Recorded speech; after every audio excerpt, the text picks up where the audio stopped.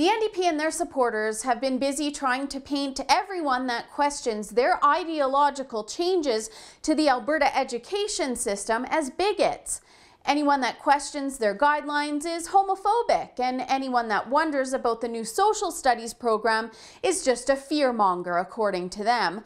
These changes all started when the government began dropping new guidelines in schools for LGBTQ kids. For one, why is the government involved in kids' sexuality? You know the NDP have way too much control over lives when they get to dictate what happens in schools this way. Whatever happened to just sending kids to school to learn the basics? Nowadays, students can't even do math because they're learning it under the atrocious and unintuitive Common Core program. But they can probably list off at least some of the 70+ new gender pronouns. So basic skills have been put on the back burner for the new social trend of the day. Also, the guidelines prove to be really contentious because they essentially take parental rights away. What's happening now is that teachers and schools don't have to tell parents whether their kids have come out of the closet. That's where all these accusations that Jason Kenney, newly elected leader of the Progressive Conservative Party, wants to out gay kids comes from. But he and the Progressive Conservatives and the Wild Rose seem to be the only ones speaking against social engineering in schools and are wanting to preserve educational choice. Actually, it's written right into the Unity Agreement.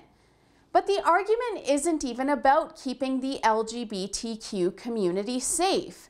I think everyone on either side of the fence agrees that keeping all kids safe is a priority. It's about parents being aware of a child's struggles and being able to help them in a family setting.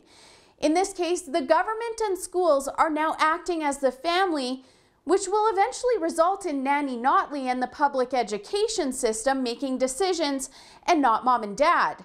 It's all about social engineering and giving the government as much control as possible in order to indoctrinate kids that will later become little NDP voters. But this next change to the social studies curriculum really shows what the NDP are up to. In a modern-day version of book burning, the Alberta government has wiped away history, besides a focus on First Nations, Métis, Inuits, and Francophones.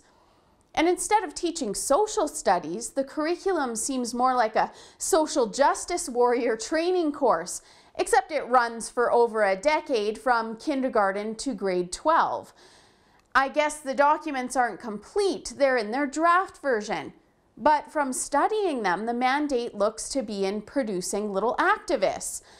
Look at this directive where they talk about actions to effect change. And what about here where the question, how and why should individuals and groups advocate for their rights and the rights of others, is asked. Honestly, is this Rules for Radicals by Saul Alinsky or Alberta Education's Social Studies Guidelines? You might remember that's the book all of these left-wing so-called community organizers follow to carry out their goals, with the intention being right in the title. It's no secret that the NDP are activists. Here's our own Minister of Education calling for no new approvals of oil and gas projects.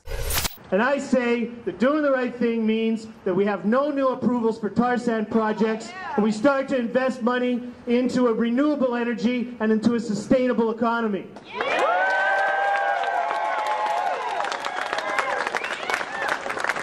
No new approvals. No new approvals. No new approvals. No new approvals. No new approvals. And a focus on First Nations, Métis, Inuit, and Francophones is just fine, but what about the rest of history?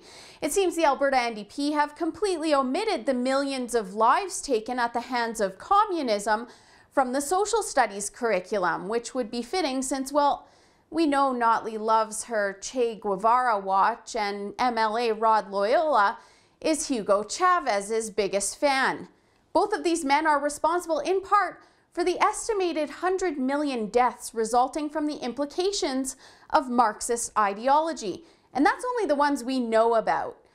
But the left don't like to talk about that because in their minds, these men are revolutionary heroes. What's 100 million violent deaths for the cause? The Alberta NDP are part of the reason that even though communism is a dangerous ideology, it still persists because they ignore the violent and murderous reality, reword the seemingly virtuous parts, and rewrite it into social studies curriculum, just like we're seeing here. And here in Canada, it's the taxpayer that foots the bill, so we'll be churning out little Marxists on the public dime. The NDP claimed to fight for equality, but their heroes did anything but. There's documentation of rampant racism and the targeted murder of gays when it comes to these complete monsters. And if diversity is our strength or whatever, wouldn't that also apply to a diverse education too? You see all these kids running around college campuses burning free speech signs and clustering together with a hive mentality to silence speech and free thought and ideas. These kids never learned about communism exactly because of what's happening in Alberta right now. They're poorly educated, unable to articulate points or engage in thoughtful debate because too many of our educators and government bodies are infiltrated with radicals. So consider all of these riots on campuses a look into the future because it's coming to a university, college, or other post-secondary institution near you. For the Rebel.media, I'm Holly Nicholas. Thanks for watching. Check out our Rebel YouTube channel by hitting the link, and don't forget to subscribe if you haven't already so that you don't miss out on the other side of the story in Canadian news.